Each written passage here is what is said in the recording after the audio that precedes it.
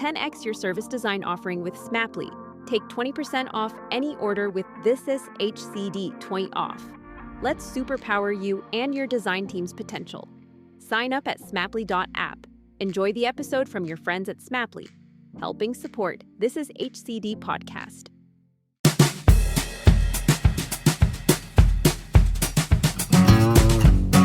Hi and welcome to Power of 10, a podcast about design operating at many levels, from thoughtful detail through organisational transformation to the changes in society and the world. My name's Andy Pollane, a designer, educator and writer, and currently Group Director of Client Evolution at Fjord. My guest today is Gretchen Anderson. Gretchen consults with clients to inform their product strategy and improve team collaboration skills. She co-authored the book Pair Design with Chris Nussel, and her latest book, Mastering Collaboration, was recently published by O'Reilly. She spent the first part of her career in design consulting for firms like Frog Design, Cooper and Luna. And recently she was head of design at PG&E, California's largest energy company. She's led the design of the hardware and software of a next-generation surgical system and served as VP of product at greatschools.org. And she now works as an independent consultant. Gretchen, welcome to Power of 10. Oh, thanks for having me. So that was your kind of quick bio. How did you get to where you are now from where you have been? You know, it's interesting. My career has always been a series of adventures and accidents and good luck. I started out in consulting. I worked at like organic and even firms before that. Just as the web was kind of coming to be, and understanding that there needed to be someone, and we got into design not as a trained designer, but as someone who saw, there needs to be some translation layer between give me a website and actually making that website. And so from there, I went on to places like Frog and Cooper, like you mentioned, where they had very specific ideas about how things were going to be done and what the right outcomes were. And I really love the dedication at both of those firms to quite quality output. And then when I went on to work, quote unquote, in-house, I was more responsible for building teams, or at great schools having to bring engineering, product management, and design all into a big happy family, and taught me a lot about getting different kinds of people to work together well or passively. So that's sort of what I've been focused on. And now that I've left PG&E, where I was really trying to bring that to the company culture as a whole, I've decided to work on my own because I think I can deliver results at a better scale as an independent operator than sort of within one big mammoth company. So just so we get a kind of time span of that, when you were saying in the early days, you were working just as the web was sort of coming into being, when was that for you? Yeah, I started in the field in like 95, 94. Well, it's pretty early, right? That really is as the web was coming into being, yeah. Yeah, I mean, some of the stories I remember is that at Organic, they sold ad banners to AT&T, and then somebody asked, well, what happens when you click on the ad banner? And then they're like, I guess we need a website, So it's sort of like, it started at that level of like, just make a thing. The idea of having it be especially well designed was something we talked about, but I think it's taken a long time. Oh, that's really interesting. So the mental model of a web ad banner was a billboard, right? You just kind of drive past it. You don't click on them. Yeah. I mentioned before you wrote Pair Design with Chris. Pair programming I know of it, so it's reasonably well known. So how did Pair Design kind of came about? And I should, just for that, because we're on a podcast, I mean pair as in P-A-I-R, not pear as in the thing you eat. Yes. At Cooper is where I really first got a taste of pair design. Their methodology is really built around having someone who is what they call sort of a generator and someone who's more of a synthesizer. We had different names for them when I worked there, but just this idea that there's someone who's keeping their eye on the long arc and do things fit and critiquing, while someone is thinking expansively of like, well, what if I did it this way? What if I did it that way? And it helps you really quickly work through a lot of ideas.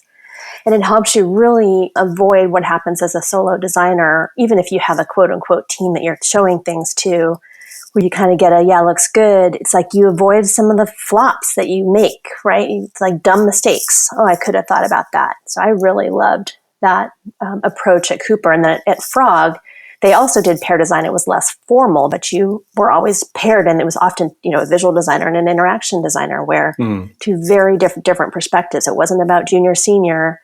It was, I see this problem this way, you see it that way, and we're going to have to battle this out. We're really empowered as a duo to come to the right conclusion. It's funny, I'm writing a piece about synthetic realities, about GANs, generative adversarial networks. And what you're describing is like a kind of little human version of that, where you have a generator and someone who's then kind of editing or filtering that afterwards. And for me, it also reminds me a lot. I actually studied film, and in film, it's very collaborative. But one of the things that now, especially in TV, you get is the writer's room, right? So although screenwriters for film tend to work solo, the writer's room really is that space where kind of everyone is piling in, and there's a real kind of need for trust in that space, but also a need to go away and do some stuff on your own as well. And so in pair design, are you always together, or do you have sort of some together time and then separate time? Oh God, that would be cruel and unusual punishment to be together all the time. Because frankly, even when you have a healthy pair, we would basically spend, like, let's say the morning together, maybe go to lunch together, and then break off and do, I would maybe write up what we talked about while someone is drawing up what we put on the whiteboard. And that cadence is, it's almost like breathing too. It needs to be in there to support the trust and the ability to be vulnerable. And then, even times you'd be going at it head to head, and there was a rule, you couldn't fight for more than 5 minutes without going and getting any third person, whoever it was, go grab one person, lay out your case, and get past the fight, because it's not what we're here to do. So, I mean, it's quite common in the copywriter, art director mix as well, or pairing, isn't it, in the ad world? For sure. Yeah, and I think it comes for the same reason, which is you need different perspectives. We're not looking for diversity in product teams, because we're do-gooders. It really does make things better when you have different perspectives, and whether those perspectives are based in functional skill or subject matter expertise or life expertise, whatever it is, all of that is important. It's a good segue, because you wrote when did Mastering Collaboration come out? It's quite recent, isn't it? Yeah, March of this year. Right. So, and the subtitle is Making Working Together Less Painful and More Productive, which is probably a good description of the dark side of collaboration, or at least working together, I would say. So you did pair design. Why this book, and why now? What was the itch? Was it your own itch that you were scratching, or were you seeing a lot of painfulness and lack of productivity going on? How did this come about? Well, as being part of the quote unquote digital transformation team at PG&E, which I think, you're familiar with this kind of work, it's about getting a whole organization to think differently and work differently. And I was by no means working on my own at that. But what I saw was people really were attracted by the pitch of that. People really adopted the language around collaboration and iteration and experimentation and hypotheses. And one executive in particular was doing a reorg, and I just watched them go through this really well-intentioned, I really want your input, here's all of our values, we're like excellently well set up thing, and then do the thing in the last 5 minutes of the meeting by lobbing up in the org chart and saying, what do you think?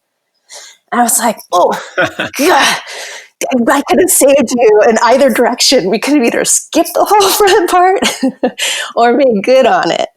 But the fact that you split the difference, which happens a lot, I call us collaboration theater sometimes, like, oh, we want all of the trappings of collaboration, but it is very difficult to do the hard work to actually make the collaboration productive, which is kind of why I focused on making it less painful. Because I think if you've had a good experience like I've had, and I've seen, I've banged my head with my partners against these problems and come out on the other side stronger for it, it's great.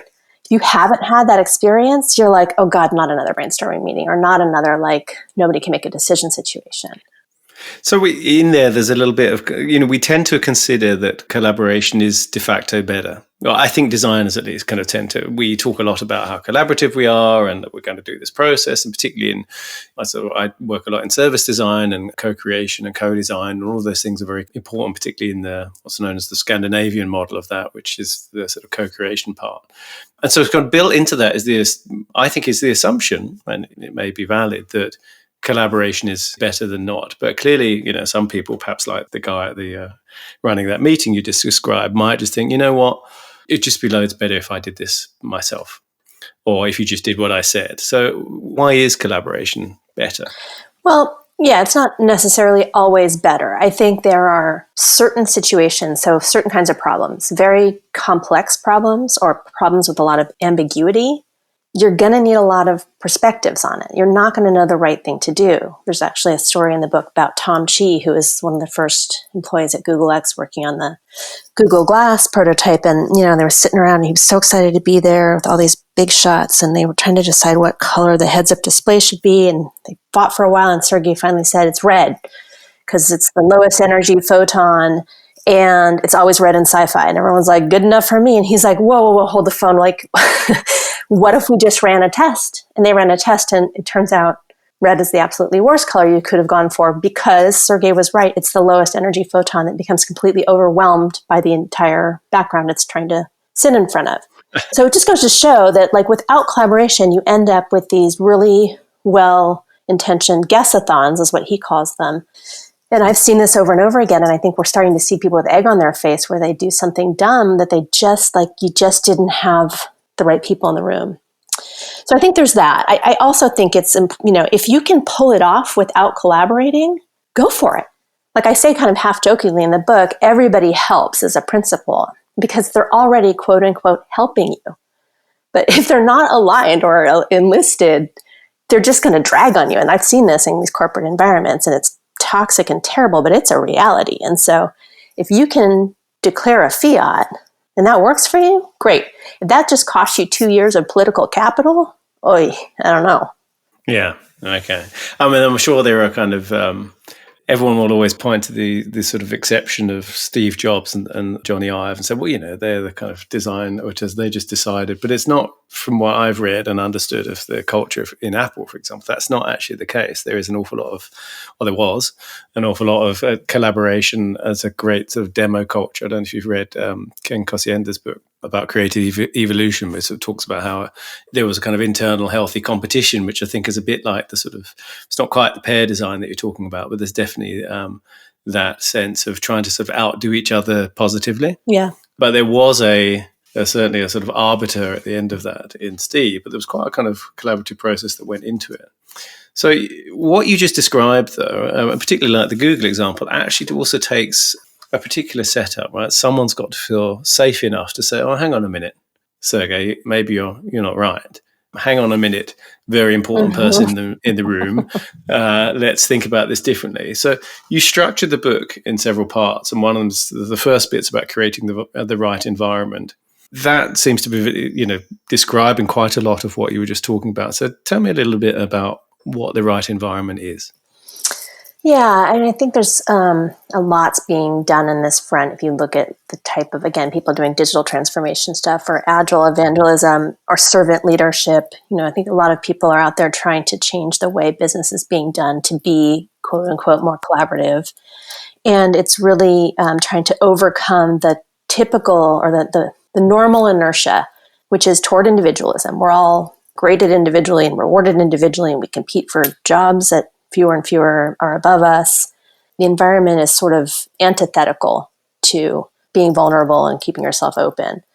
So working through how to develop trust and really work with a lot of different people in the right ways, in the right roles, that's critical. And that to me is more important than trying to fix the whole system, because I kind of have done both. And I realized the Sisyphean task of culture happens by doing. And so in some ways modeling this behavior, and a lot of it is about being able to be trusting and using roles. When we were discussing pair design, what makes that work is it's not just two people in a room shouting. It's two people given very distinct roles. And some days we would swap them every day. Some people would stick in a role for an entire project or for their entire career. But do it however you want to do it.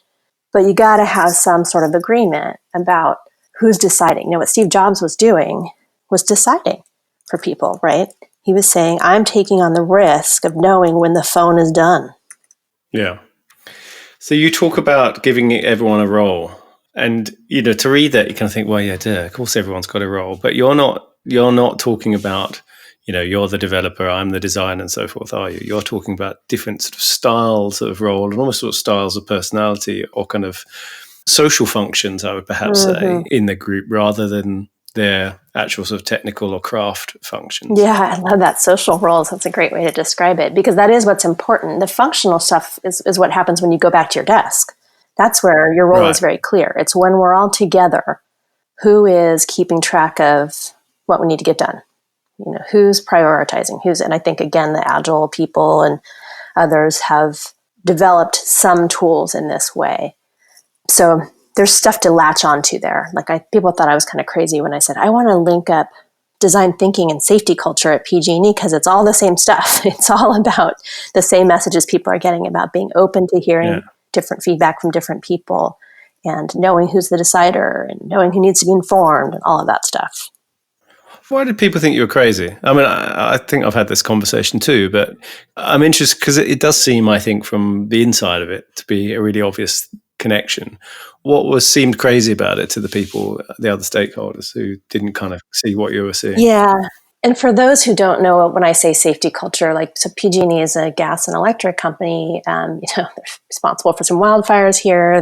There's been explosions. Electricity is dangerous. There is a not insignificant push within the company to make people aware of and mitigate risks related to that work. They like to say it's hazardous, not dangerous. You can manage hazards. And so there's a lot of messaging about everything from texting while driving to operating backhoes and whatnot. So I think what was strange was why would you take this seemingly esoteric, digitally oriented thing and try to ladder it into this sort of well understood, or at least there's precedent for it out in the world, discussion that honestly people tune out of if it's not done well. But, I also felt like, God, there's only so many messages people can take. And if at the heart, the values are the same, which is speak up culture means listen to somebody when they're telling you important information, I'll take it. The second part of the book is about spaces and setting up, and you talk about physical and virtual spaces. How much, you talk about kind of, being together, and how much do you think that kind of sense of safety and that trust and that trusting that you can say something is to do with physical face-to-face time, and how much of that can you achieve remotely? Yeah, I found that there are two kinds of people in the world, those who really value in-person synchronous communication and those who can deal without it. Because I went in with this real bias toward being in person and synchronous communication. And a lot of people I first talked to shared that.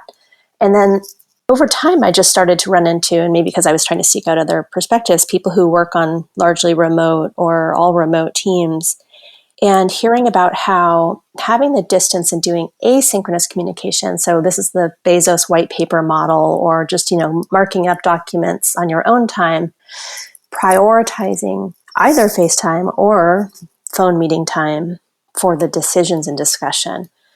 And partially I've come around in that thinking. I don't know that I could wholly adopt it because I excel in this synchronous, fast-moving, favors extroverts world. I can dominate a conversation, actually. And so I'm maybe shutting down communication inadvertently that would come up if there was space being made for it. So I've kind of come around to why you might want to support, even separate from can you all be co-located. I've definitely worked with people who are not real-time processors or people who are not native English speakers who just can't survive that battle of fast talk in the same way. And I don't mean that to be fair to them. Is that fair to the users or whoever's on the other side of these decisions? I mean, I've taught a lot online, and that was one of the things that, ages ago, so sort of late 90s, I started doing some global online collaborative teaching workshops or kind of projects. And it was interesting because it was global and it was international. And although English was the default language, there were lots of people, the majority of people actually, for whom English wasn't their first language. And then later on, I taught quite a lot of art and design and interactive media and so on, online and courses. And one of the things that a lot of people in online education, as they moved into it in the kind of late 90s, tried to do was to just sort of duplicate the lecture and seminar experience online. So there was this kind of intent to let's just make it real time. But actually, with the reduced bandwidth of back then in particular, it didn't really work very well because you lost so much that in fact it was kind of terrible. And instead of thinking, well, what are the good affordances of this medium? What works really well? And one of them really is that asynchronous thing. And in fact, we went back to kind of fairly old school technology of kind of like bulletin board style sort of feedback things. I mean, and you see it really powerfully in things like Reddit and so forth and Slashdot and all the rest of them, where that asynchronous thing, the chance to, as you said, look a word up that I don't know, or Google Translate something, or take a while to kind of write it, or collect my thoughts and think about that and write something. Plus, the kind of record of the conversation that you have is also incredibly useful.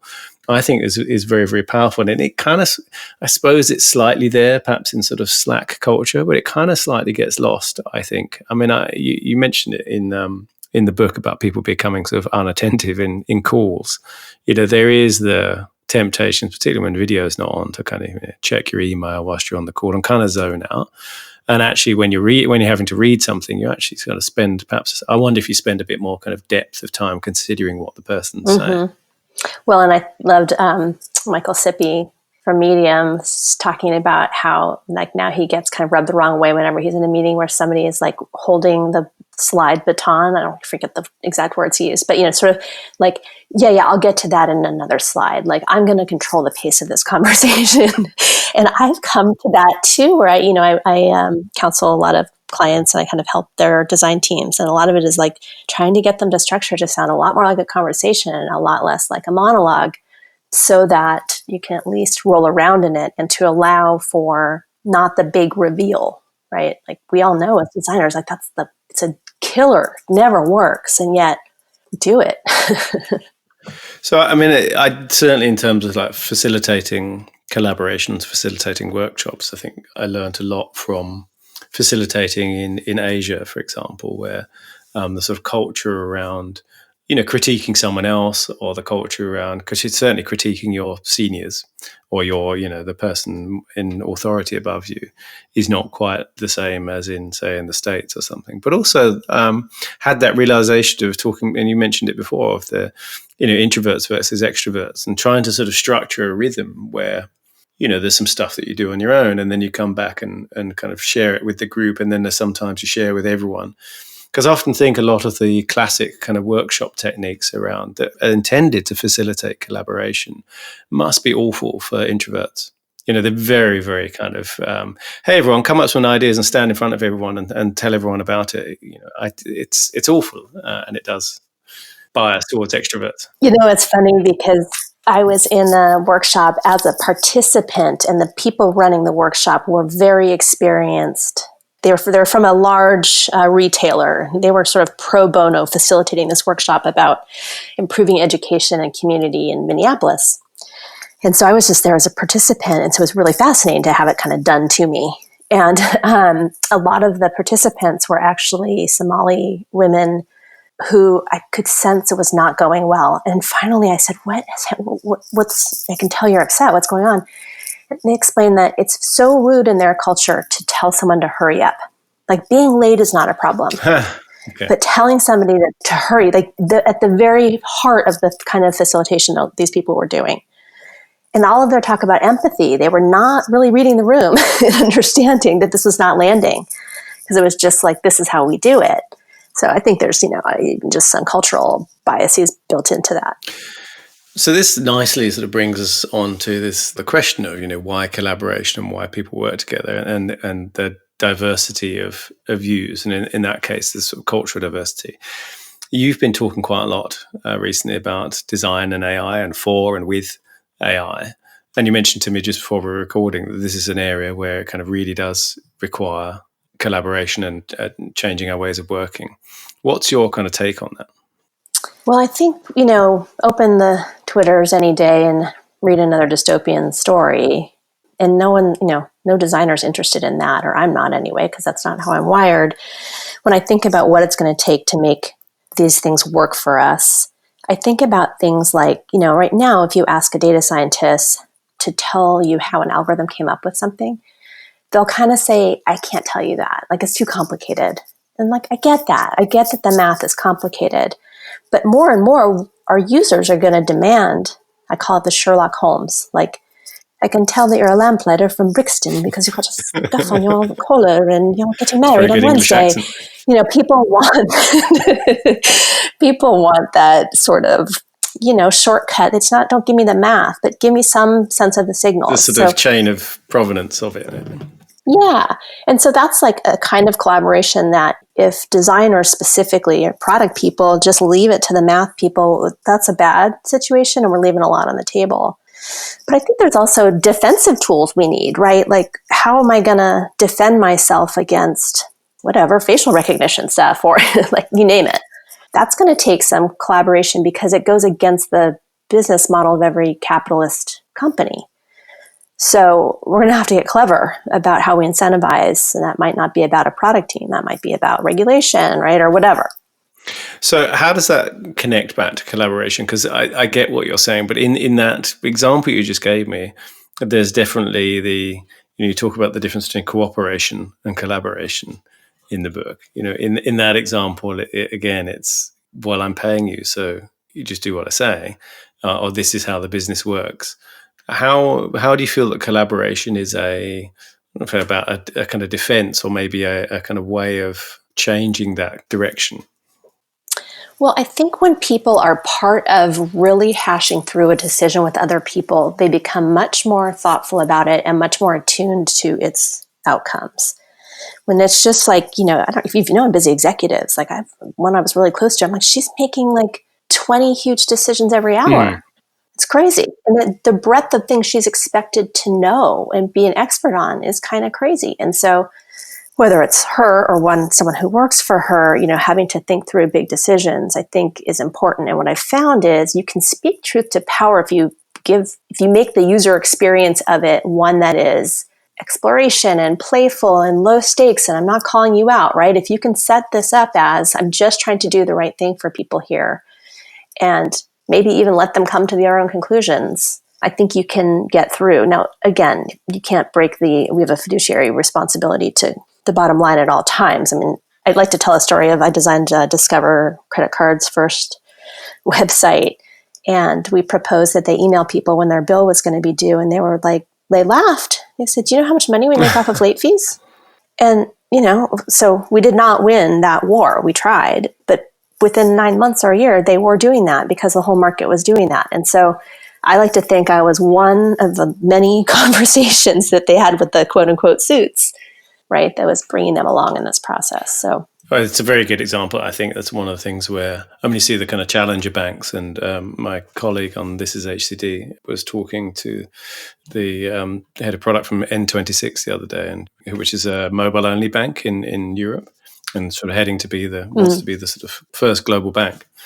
And, it's the same as it was Simple Bank as well. That idea that you shift from trying to sort of gouge people in that way that you just mentioned, which is you take advantage of the fact that most people are pretty rubbish with money, and shift to, how about we try and help you be good with money as a user experience and the customer experience.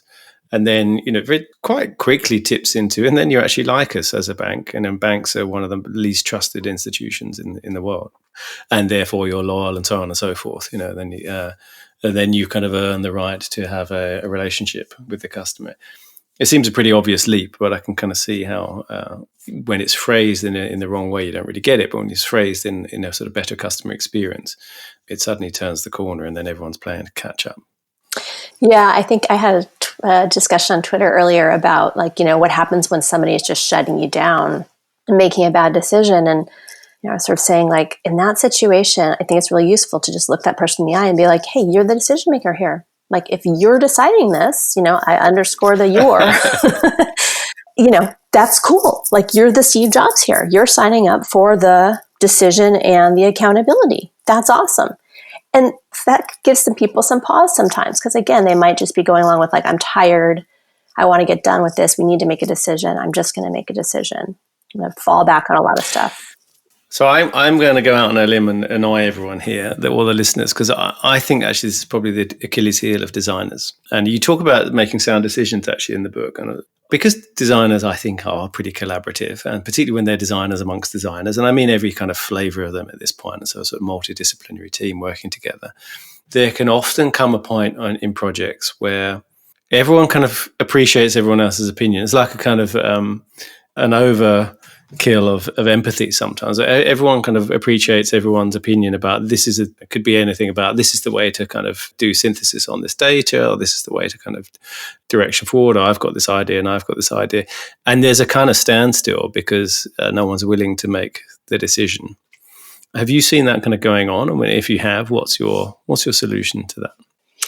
Oh, it happens all the time. Or the flip thing happens, which is we know who needs to make this decision. His name is Bob and he's down the hall and he'll never come to this meeting. So somebody's like playing runner. Okay, well, there's that. But there's also that thing of kind of, I don't want to seem uncollaborative if I make the decision or if I say it's going to be that. Yeah, no, I have seen that. And I think, the Google Sprint book gets at this too, like being very clear as you're planning the interaction. I was going to say workshop. It doesn't have to be a workshop. Like as you're planning the situation, I think you start out, even when you're defining your objectives, you should know who gets to make the decision.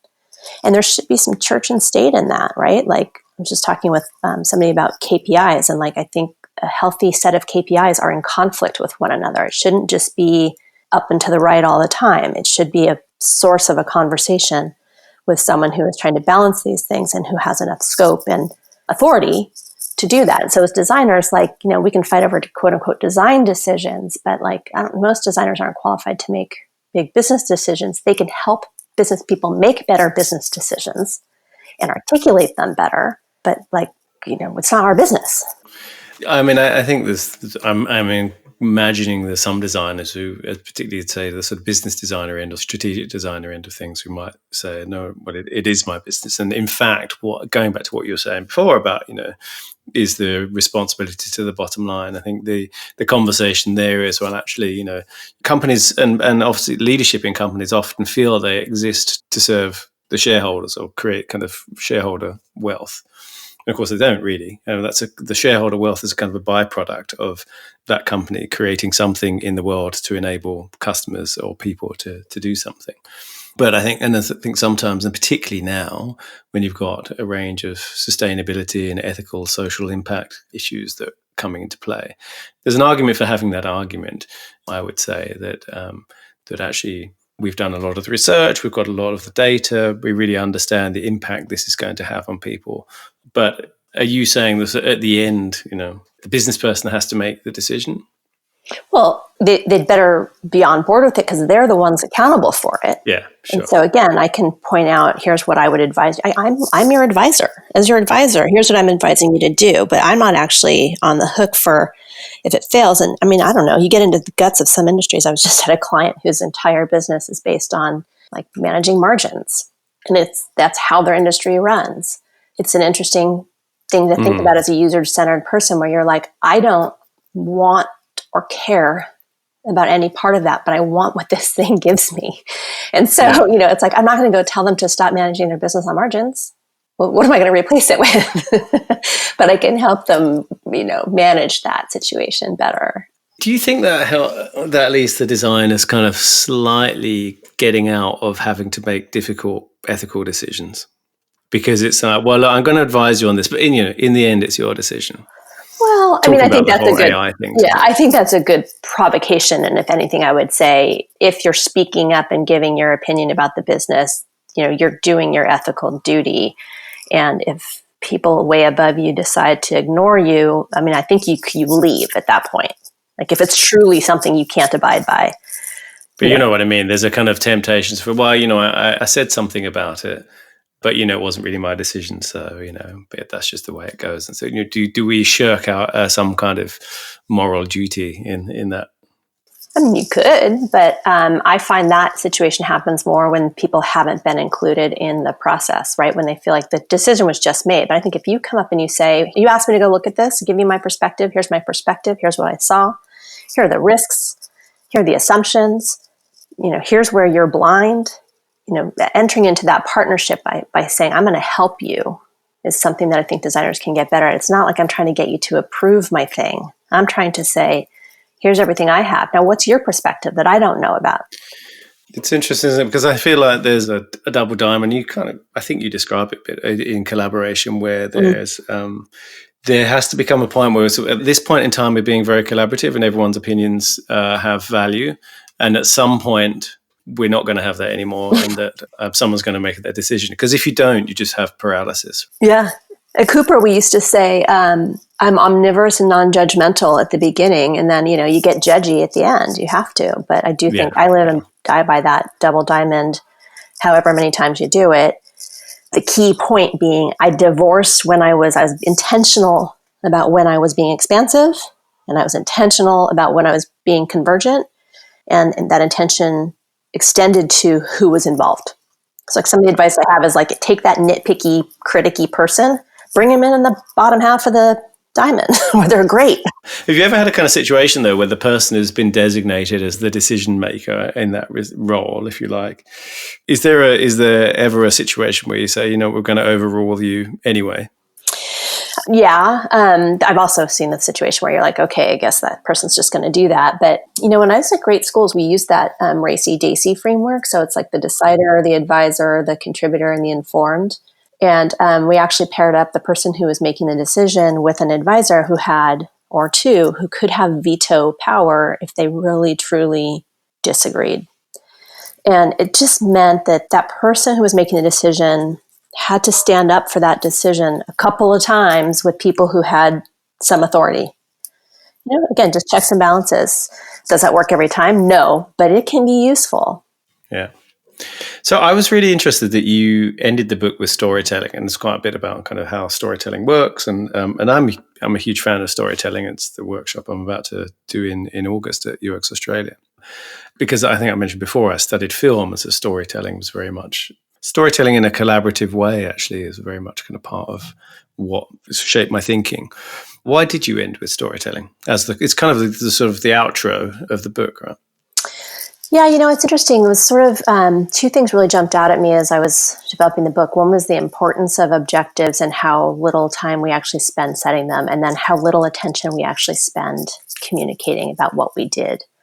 Because a lot of the breakdowns that I was hearing about had everything to do with not understanding when you transition from your neat little group where you're working together and you're pair designing or whatever, in your safe space, out to stakeholders and executives and experts.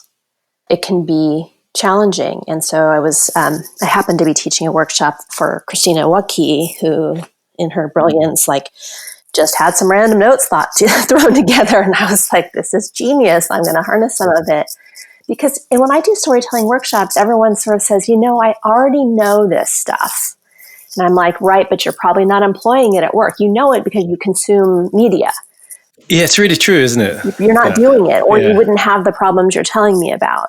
Yeah, it's funny that I see, there was a thing I was reading about storytelling the other day, and the person was saying, writing, and they're saying, you're probably thinking right now that storytelling is a bit frivolous and playful and has no place in business.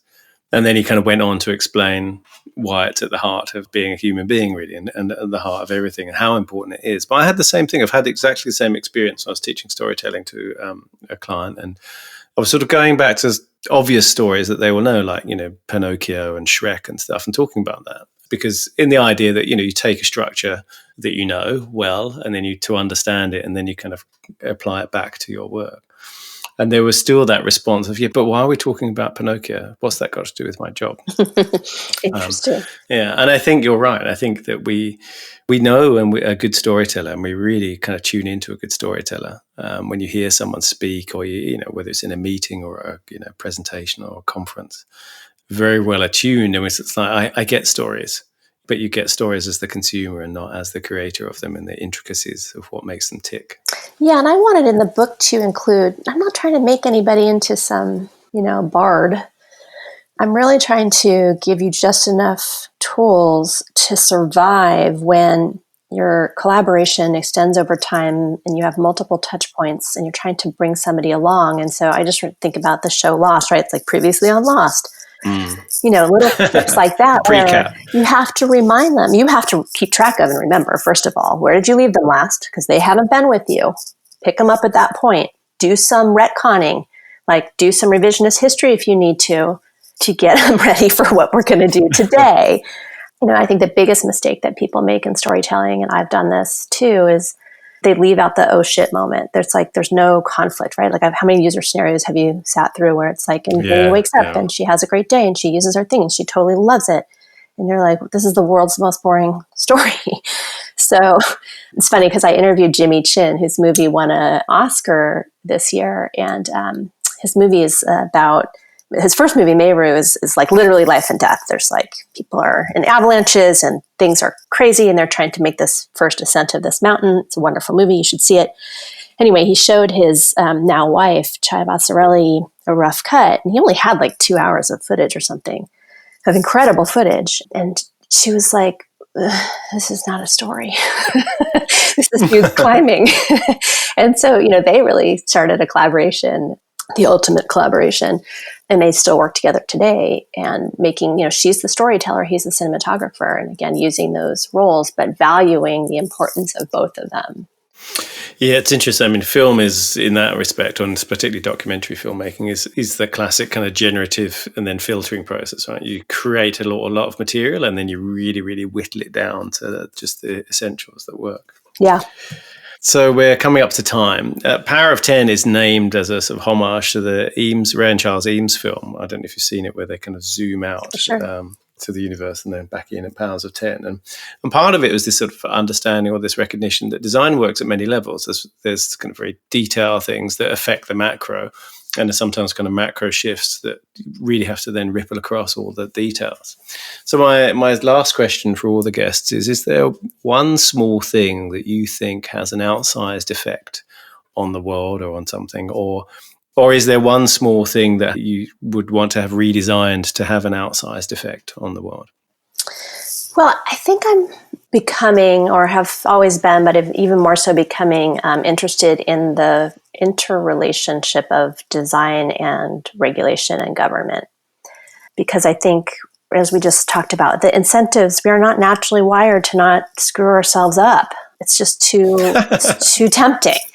And so I think it's going to take some real sit-ups and push-ups kind of hard work and training to rein ourselves in and to understand why we're doing that. And so I feel like applying design at the point of how do we, again, control algorithms and understand their output and measure biases and keep us all honest is the next big frontier. I don't know if that's because it's a big challenge. So maybe that's not a small thing that has an outsized thing, but it's me thinking about taking design to another level that would affect even more people at a more fundamental level. Well, they say bureaucracy is the technology of culture and society.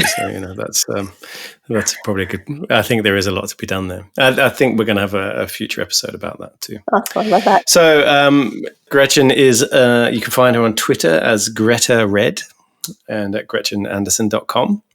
And I'll put all the links in the show notes too.